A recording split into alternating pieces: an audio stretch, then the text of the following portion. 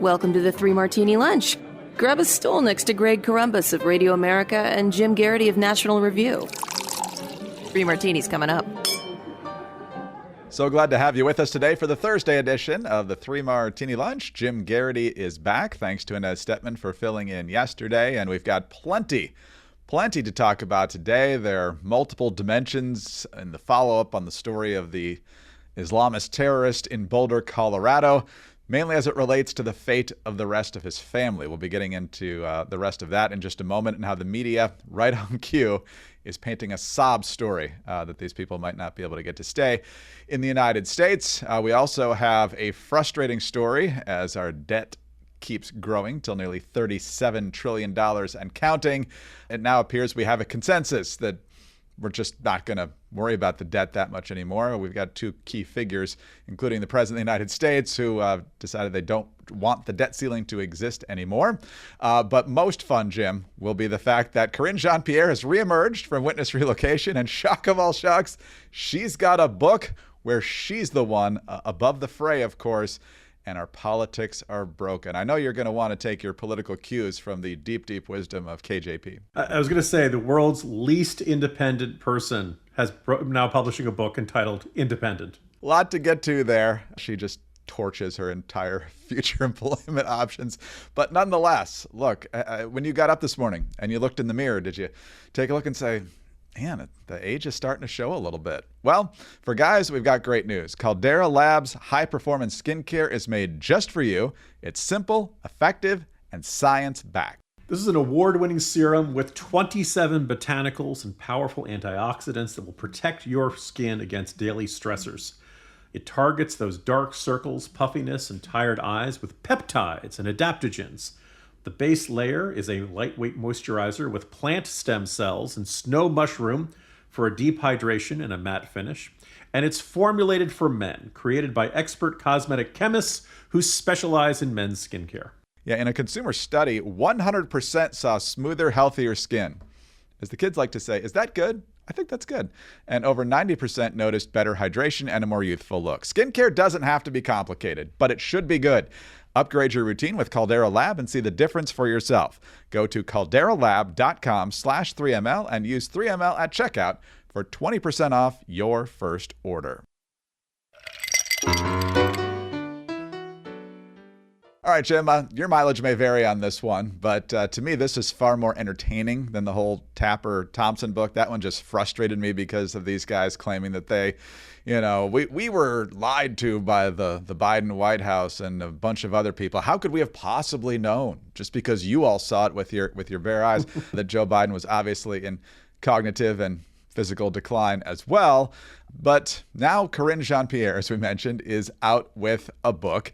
Big surprise. Former administration officials normally do this, but for some reason, instead of defending the president or just maybe talking about what life is like as a press secretary, no, she's doing something completely different. As you said, the title of her book is Independent, a look inside a broken White House outside the party lines.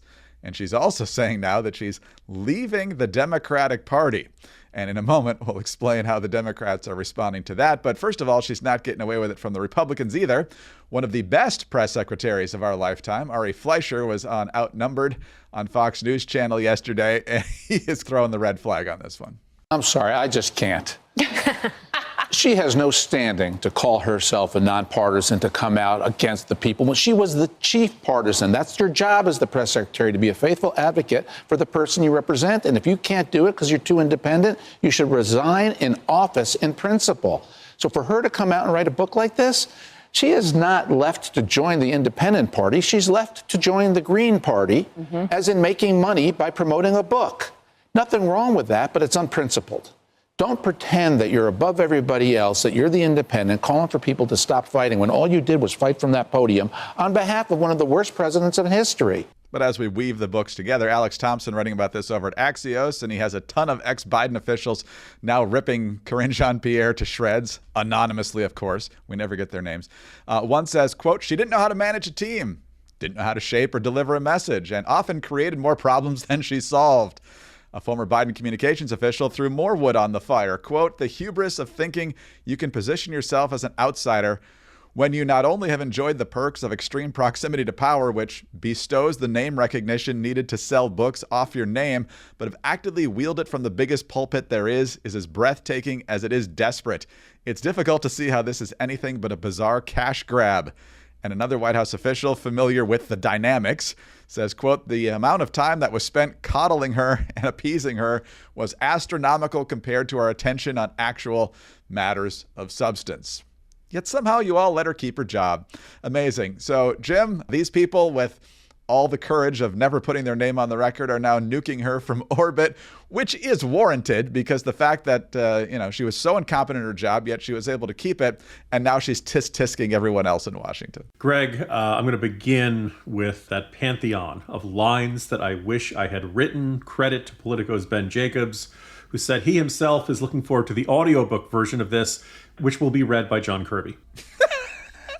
For those who don't recall, John Kirby was the totally not replacement White House press secretary who handled the briefings certain days, was supposed to be specializing in national security and foreign policy stuff, and apparently Karine Jean-Pierre did not like that one bit and saw this as horning in on her territory. So, first of all, I find myself bizarrely curious about what's going to be in this book. 256 pages, $29.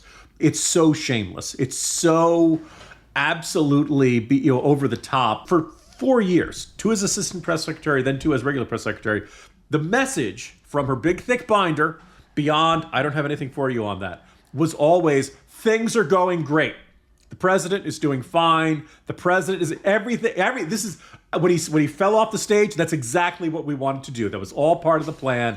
Everything's going. Even Baghdad Bob was like, "Come on, give me a break. This is a little ridiculous here." Joe Isuzu said that this was, pretty shameless. And instead of all that, we get this book, which is giving us, quote, a look inside a broken White House. Greg, do you recall her ever saying this was a broken White House while she was there? No, perfectly functioning. So on the one hand, it's kind of enjoyable when a White House official writes their memoir. I think it was Chris Buckley had said the subtitle of them is always, if only they had listened to me. There's some, but I say okay, here's how it really was behind. And I even say it's not wrong for a former White House press secretary to write memoirs. I know Dana Perino's written books. R.A. Fleischer's written at least one. If you want to say, hey, here's what it was like working in the White House, fine. But when your message is, everything I told you was a lie, and now I'm going to tell you the truth. Greg, what's the job of the White House press secretary? To present the facts as best as possible for the president. To inform the public. And now the book is coming out. Okay, here's what really happened. Nothing I was telling you back then was true. Why should we believe you now? The other, which when she says this is about breaking down partisanship and wanting to be independent, we don't know what's in this book other than a little short video and the press release. I have a very hard time believing she's going to say, I've always been a centrist, and I always feel like we were, too far to the left with the Biden. I strongly suspect she'll be an independent and say, Biden was too supportive of Israel, right? That this is what she says independent. She means she's no longer a Democrat because she's gone to the left of the Democrats. Yes. I'm a very hard time believing she's going to become, Alan Simpson, Concord Coalition, Democratic Leadership Council. If it happens, I'll be very pleasantly surprised, but I'm not counting on this in the slightest. The subtitle for this has got to be, for 4 years, I lied so much, my pants burst into flames. And the other thing, which is for 4 years, how many times did Karine Jean-Pierre provide us either the bad martini or the crazy martini on this spot? A whole bunch. Dozens, probably, right? Maybe it was 100. And it's not like we got a ton of pushback. But at minimum, the rest of the Washington press corps did not concur with us. They did not want to overtly or loudly concur with us. You can find very few people who'd say, no, Karine Jean-Pierre was great at this job. But you could, basically no one treated her like she. Now it can be told, well, actually, she's really terrible at her job. That's what we were saying. Why were we the weirdos? Why were we the nut jobs coming out for saying, oh, actually, Karine Jean-Pierre never has the information and always offers the least plausible spin. If I had to give a Democratic White House press secretary I liked, Mike McCurry way back in the day. Bill Clinton tried to give, and then every once in a while, look, you're White House press secretary, there are days the White House is going to send you out there and tell you to polish a turd. They're going to tell you to go out and say, 2 + 2 really looks like 5 from our perspective. I know a lot of people are saying that it's 4, but we really believe that it's 5. McCurry could do it with this little, not quite winking at them, but kind of he would almost acknowledge this is the line that he has to give. And he would kind of, let's just get through this. This is going to be a bad news cycle for us. And with Karine Jean-Pierre, there was the adamant insistence. And I think what really should be hung around her legacy is her insistence that Joe Biden had so much energy she couldn't keep up with him. Greg, do you know she's a runner? No, I didn't know. Right, that. like even if she was in terrible shape for her age, it would be, but she's in really great shape for her age. So no, I do not believe you when you say that Joe Biden has so much energy you can't keep up with him. So it's kind of fascinating to see everybody else at the White House thought that she was terrible. It does raise the question of, like, if you're really terrible at your job and you can't do it, but you were the first African-American woman to be in that position. Greg, does Biden have a habit of that? Is there anybody else who this might apply to who might have ended up being the 2024 Democratic nominee? Just kind of wondering.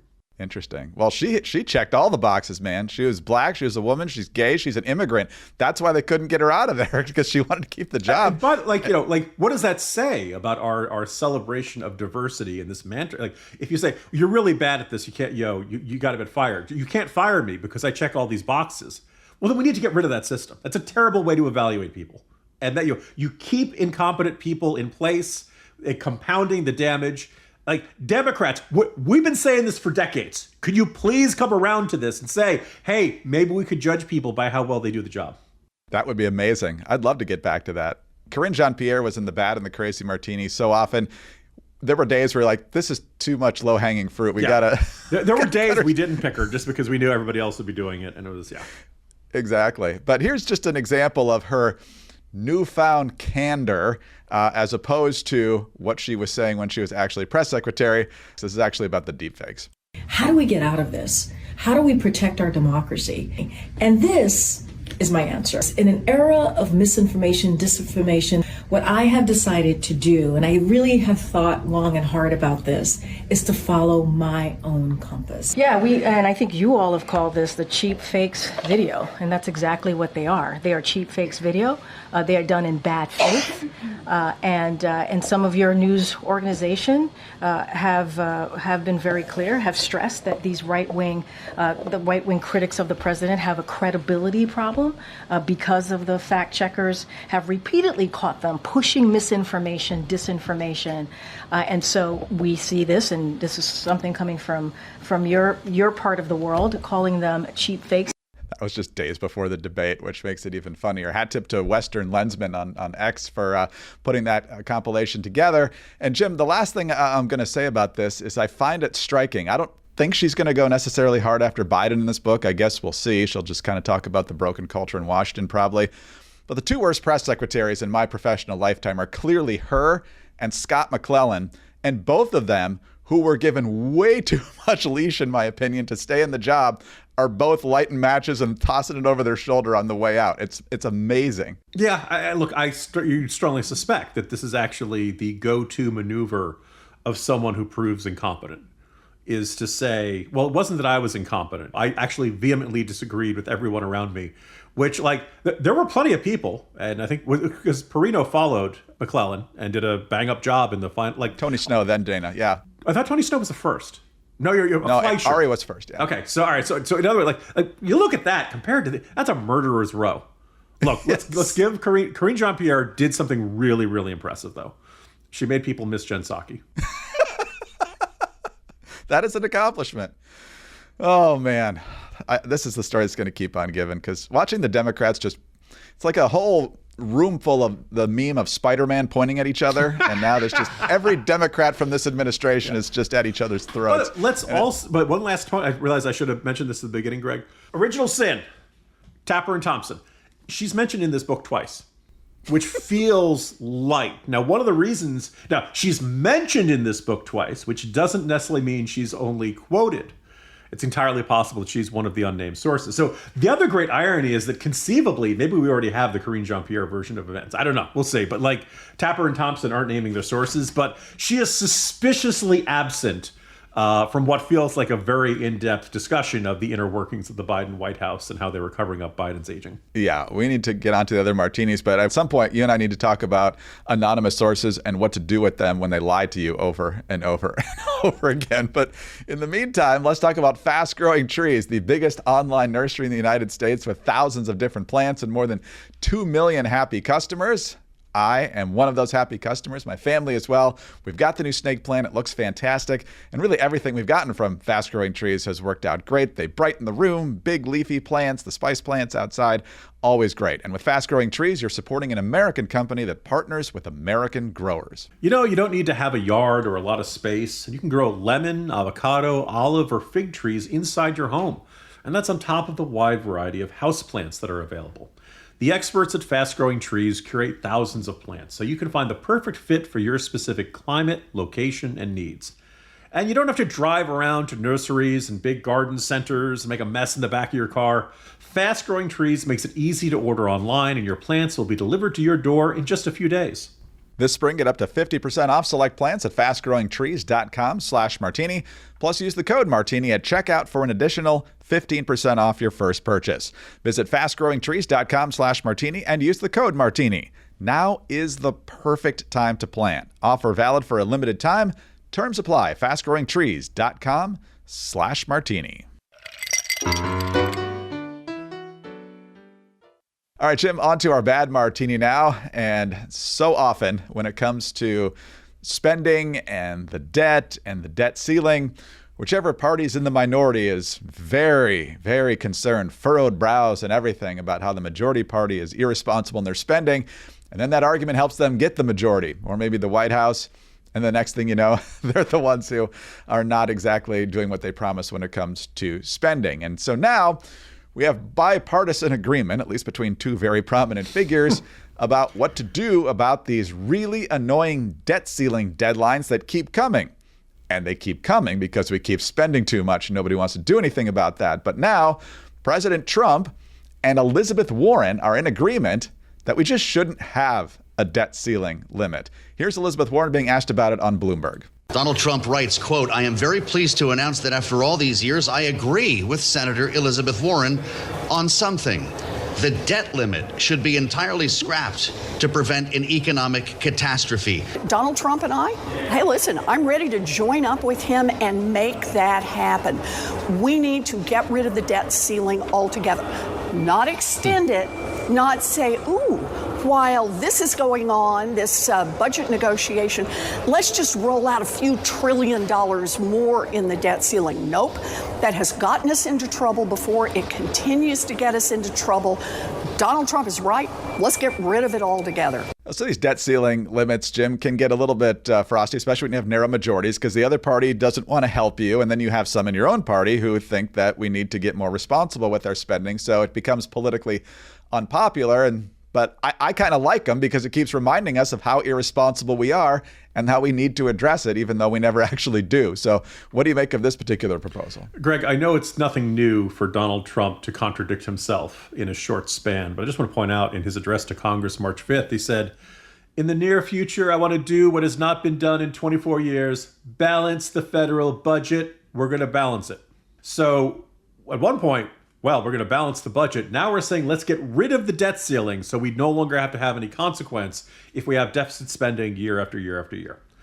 Like you, when you say these debates get frosty, it has not necessarily worked to reduce spending the way a whole bunch of fiscal conservatives hoped that this was going to work out. I do think the idea, if we ever did not make our debt payments, then it would be catastrophic for our economy, catastrophic for our credit rating, catastrophic for our long-term financial future. So I understand the temptation of, these fights never work out the way we want. We're always getting to brinksmanship. We always have to, get these last-minute deals to raise the debt ceiling. Why don't we just get rid of it once and for all?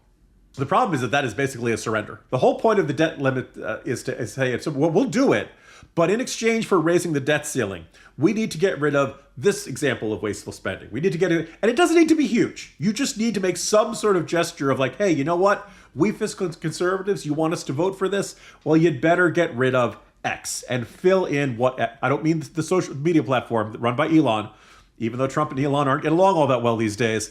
You basically just need to find something that is a genuine waste of money, cut it, and then, then the fiscal conservatives get to go home and say, look, we achieved. Everybody, the debt ceiling gets to go up, the government gets to keep borrowing things, and you can at least, it's meant to be a speed bump. It's meant to make the process of runaway spending harder and more difficult.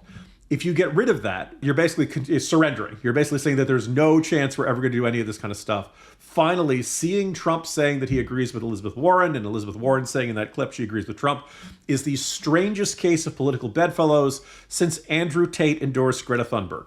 And I'm not making that up. Read today's Morning Jolt. By the way, actually, one last note. If you are a fan of Andrew Tate, first of all, see a therapist. But secondly, like, if you're a fan of Andrew Tate, the fact that Greta Thunberg agrees with you, is like he's endorsing Greta Thunberg, that should make you rethink your life choices.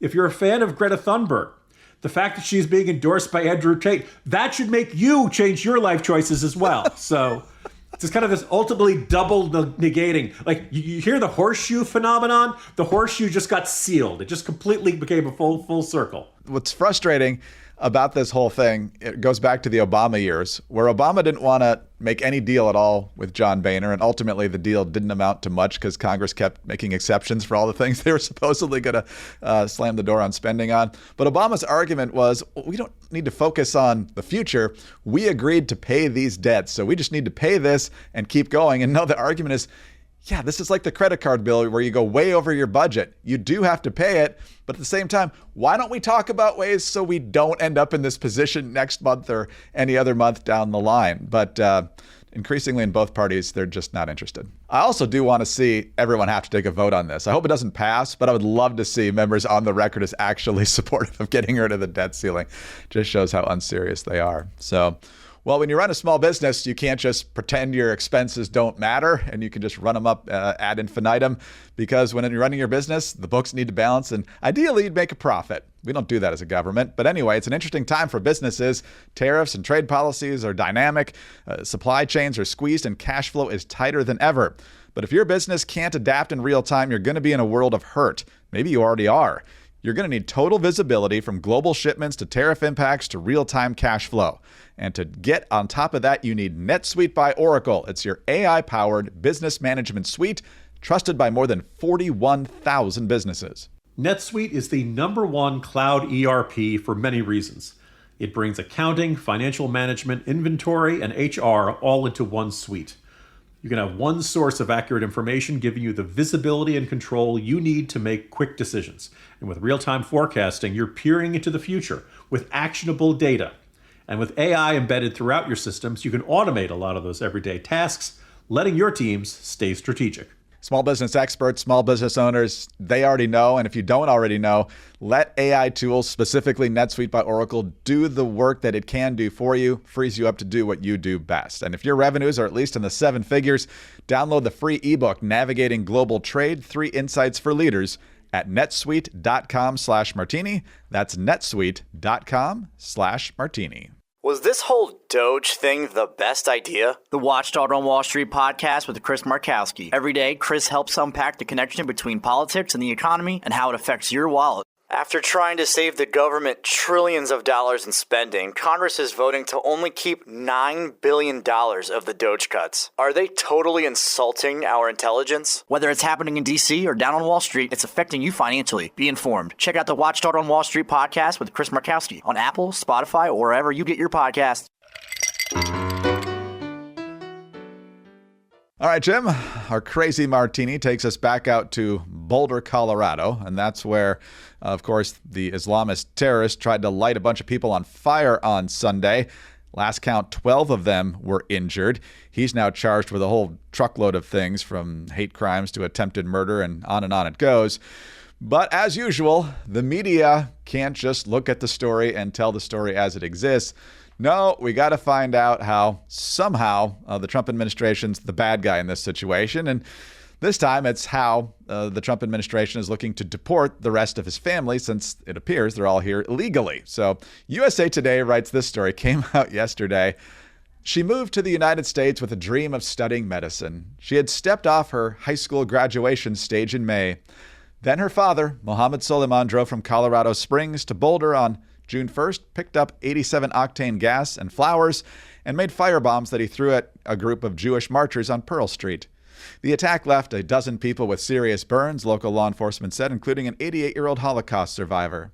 Soleiman told investigators he planned the attack for a year, but had waited for his daughter, Habiba Soleiman, to graduate high school. Now, Habiba Soliman, her 4 siblings, and their mother are now his latest victims. The family was arrested by immigration officials on June 3rd and could soon be deported. This is really the paragraph. The crimes of the father have placed a target on the backs of his family at a time when the Trump administration is ramping up deportations of immigrants regardless of legal status. The administration is enforcing a catch and revoke immigration policy, removing any immigrant, including visa holders, charged with criminal activity. That doesn't strike me as a bad policy, and we still don't know the legal status officially, but all these kids were born before these people came to the United States, and as far as we know, they're all here illegally. I don't think it's a real stretch to want to boot them out. Jim? Yeah, so 2 points. One, my colleague Charlie Cook had a terrific sequence of tweets on X to cover all my bases. Because when people go, you're punishing the children for the father's crimes. Well, she hasn't been charged with anything that he did last weekend. She's being deported because she's an illegal immigrant. But however, it's not up. There's also federal law that says if you are a wife or a spouse or a child of a terrorist, you're not allowed to enter the country. That's on there. So the moment he started throwing those fireballs, any case for asylum they had disappeared, went up in flames, so to speak. If bin Laden's wives wanted to come to the United States, now again, if you're willing to give us actionable intelligence, maybe we can talk about that. But otherwise, you don't necessarily have a right to an asylum claim. So the idea of declining a visa because you have a family member who committed a terrorist attack against the United States, there's nothing unjust about that. There's nothing immoral about that. There's nothing illegal about that. The other thing which jumped out at me and seems genuinely strange is, according to, I'm reading a New York Times article here about the announcement of the arrest. The State Department revoked the visas of Mr. Soliman's wife and 5 children after the attack, said Tricia McLaughlin, a DHS spokeswoman. ICE officials arrested them on Tuesday, she said. What visas did they have? There's no specification of this in the article, but so Soliman entered the U.S. August 22 on a tourist visa that he overstays. You overstay it, you should be deported. There's no debate on it. Then later on, he applies for asylum in fall of 2022, but the case is still pending. He's waiting for asylum, and somehow he gets a work permit. No explanation on how that necessarily happened. It says the expectation, it's the Biden administration. They're popping out work permits like it's a Pez dispenser. She's in the country illegally. Why is she enrolled in school? If you overstay on a tourist visa, and it wouldn't be surprising if the whole family came over on tourist visas. Families come over on tourist visas all the time. They want to go to Disney World. Fine. They come to America on a tourist visa. All overstay them. They're all illegal immigrants. None of them have an inherent right. And the asylum claim was pending. We all talk about how, the moment you get into the country, you claim for this asylum. What was behind that claim? I can't go back to Egypt because they think we're terrorists? Why would they get that idea? No, it's ridiculous. Unless you're a Biden-appointed judge who has now blocked the deportation of the wife and the 5 kids. But I just want to point out, there's no, in all of the articles of this, there's no explanation of what law the judge is citing. There's no, under this law, under this. There's none of it. It just basically the judge feels like this family shouldn't be deported. Yeah, well, that's not his job. So he needs to enforce the law, which seems to be pretty clear in this situation. So anyway, kind of a crazy day in a lot of different ways, Jim. We'll see what we got tomorrow. See you tomorrow, Greg. Jim Garrity, National Review. I'm Greg Corombos of Radio America. Thanks so much for being with us today. Please subscribe to the 3 Martini Lunch if you don't already. Tell your friends about us as well. Thanks so much for your 5-star ratings and your kind reviews. Please keep those coming. Get us on your home devices. All you have to say is play 3 Martini Lunch podcast. Follow us both on X. He's at Jim Garrity. I'm at Greg Corombos. Have a great Thursday. Join us again Friday for the next 3 Martini Lunch.